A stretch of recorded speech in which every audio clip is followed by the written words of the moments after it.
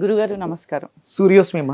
అయితే ఈరోజు చాలామందికి నిత్య దీపారాధన చేసినప్పుడు అనేక రకమైన సందేహాలు వస్తూ ఉన్నాయి.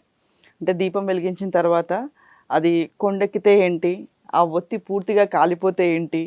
మొత్తం కాలిపోయి మసి అయిపోతే ఏంటి? అనే సందేహాలు చాలామంది దగ్గర విన్నాను. మరి దాని గురించి మీరు చెప్పాలి. దీపం జ్యోతి పరబ్రహ్మ, దీపం జ్యోతి పరాయణ, దీపం సాధ్యతే సర్వం, దీపలక్ష్మీ నమోస్తుతే. అంటే దీపం అనేది మన జీవితంలో మనకి మార్గనిర్దేశం చేస్తుంది. అంటే అజ్ఞానాంధకారం నుంచి జ్ఞానంలోకి ప్రవేశిస్తాం, వెలుగుని ప్రసాదిస్తుంది. ఇది ఒక దీపం యొక్క ధర్మం. ఇప్పుడు నీ ధర్మం ప్రకారం, గృహస్థు ధర్మం ప్రకారం సూర్యోదయానికి పూర్వమే నిద్రలేచి అభ్యంగన స్నానం ఆచరించి నీకున్నటువంటి సౌలభ్యం ప్రకారం నీకున్నటువంటి ఇంట్లో ఈశాన్యం సంబంధించి ఒక దేవతా ప్రదేశం, గుడి, మందిరం, నీవు అక్కడ నీ ధర్మం ప్రకారం నువ్వు దీపారాధన చేస్తావు. నీ విద్యుక్త ధర్మం ప్రకారం నువ్వు దీపం వెలిగించావు. అగ్గిపుల్ల విద్యుక్త ధర్మం ప్రకారం ఒత్తిని వెలిగించింది. ఒత్తి అంటే ఆ పత్తి దూదికి ఉన్నటువంటి ధర్మం ప్రకారం నూనెలో నాని, చమురులో నాని తను అంటుకుంది. చమురు దానికి ఆర్జం పోసింది, వెలుగుతూ ఉంది. మీ అందరూ ఇక్కడ అన్ని ధర్మాలు, ఒక ధర్మం కాదు, ఒక మనిషిగా నేను వెలిగించేస్తే నా పని అయిపోయింది కాదు. ఇక్కడ ఇన్ని ధర్మాలు నడుస్తున్నప్పుడు మధ్యలో గాలేసిందమ్మా. సృష్టి ధర్మం అది. గాలేసింది, దీపం కొండెక్కింది. ఏంటి వచ్చేది నష్టం? వెలిగించడం అనేది నీ ధర్మం ప్రకారం గృహస్థుగా వెలిగించవు.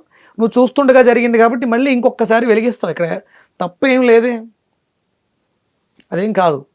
ఇక ఒత్తి సగమే కాలింది, లేకపోతే పూర్తిగా కాలిపోయింది.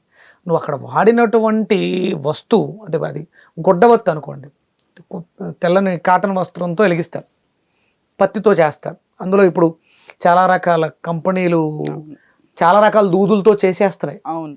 అక్కడ నీ బాధ్యత ప్రకారం నీకు అందుబాటులో ఉన్నదాన్ని నువ్వు భగవంతుడు భక్తితో చేసావు. దాని భగవంతుడు భక్తిని చూస్తాడు తప్ప పదార్థాన్ని కాదు, మనసుని చూస్తాడు. ఇప్పుడు ఒరిజినల్గా లోపల జ్యోతి ఉంది, దాన్ని దర్శించలేక ఎదురుగుండా చూడడం కోసం మనం ఒక దీపారాధన చేస్తున్నాం. అజ్ఞానాంధకారంలో ఉన్నాం. అంటే భౌతిక జగత్తులో, భౌతికపరమైనటువంటి పరిస్థితుల్లో నీ ఇంట్లో ఉండేటువంటి వాతావరణంలో ఉన్నటువంటి కలుషితాన్ని ఈ దీపం ద్వారా వెలుగును తెచ్చుకొని బ్రతకడం కోసం. అంటే పూర్వం, ఇప్పుడుంటే మనం కరెంటు వాడుతున్నాం, పూర్వం అంత దీపమే కదా, చమురు దీపాలే కదా, నూనె, కిరసనాయిలు చాలా రకాలతో వెలిగించేవారు. అది కూడా దీపమే. సాయంత్రం అవ్వగానే, చీకటి పడగానే దీపం వెలిగించాలంటే ముందు గడప పూజ చేసి దీపం వెలిగించేవారు, దీపం పెట్టేవారు. ఉదయం సాయంత్రం రెండు సంధ్యలు కూడా దీపం ఉండేది. అప్పుడు మనకి వేరే లేవు కాబట్టి వెలుతురు కోసం దీపం అన్నీ ఒకేసారి దగ్గర పెట్టుకుని శుభ్రం చేసుకుని ఒక బాధ్యతగా చేసేవారు. ఇది బాధ్యతతో కూడినటువంటి ధర్మం. అందులో పూర్తిగా కాలిపోయింది. నువ్వు అందులో వాడినటువంటి చమురు తాలూకు అంటే క్వాలిటీస్, మంచి క్వాలిటీ నూనె బాగుంది, పూర్తి ఒక్కొక్కసారి అయిపోద్ది. అక్కడ ఉన్నటువంటి గాలి సహకరిస్తుంది, అగ్నికి గాలి సహకరించడం ద్వారా ఒక్కొక్కసారి పూర్తిగా ఖననం అయిపోతుంది, ఒక్కొక్కసారి అవ్వదు. వచ్చింది నష్టమే ఉంది, మధ్యలో కొండెక్కింది.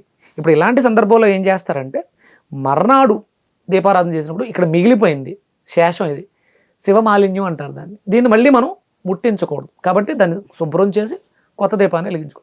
బాగా కాలిపోయింది, దానివల్ల ఏమవుతుంది, చింతపండు ఎక్కువ పెట్టి ఎక్కువ తోమాల్సి వస్తుంది, అంతే.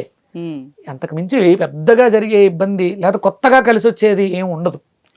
దీపం వెలిగించాము, దీపం వెలిగించడానికి ముందు మీరు తీసుకోవాల్సినటువంటి బాధ్యతలు, ముందు శరీర శుద్ధి, మానసిక శుద్ధి, అపవిత్రో పవిత్రో సర్వవస్తాంగతోపివ యస్మురత్ పుండరీకాక్షం సబాహ్య అంతర్శుచి అని చెప్పేసి నీళ్ళు జన్నుకు శుద్ధి అవుతాం. తర్వాత ఆచమనం చేసి అప్పుడు దీపారాధన చేస్తాం. ఇది పర్ఫెక్ట్గా చేసామా లేదా చూసుకోవాలి, అంతే.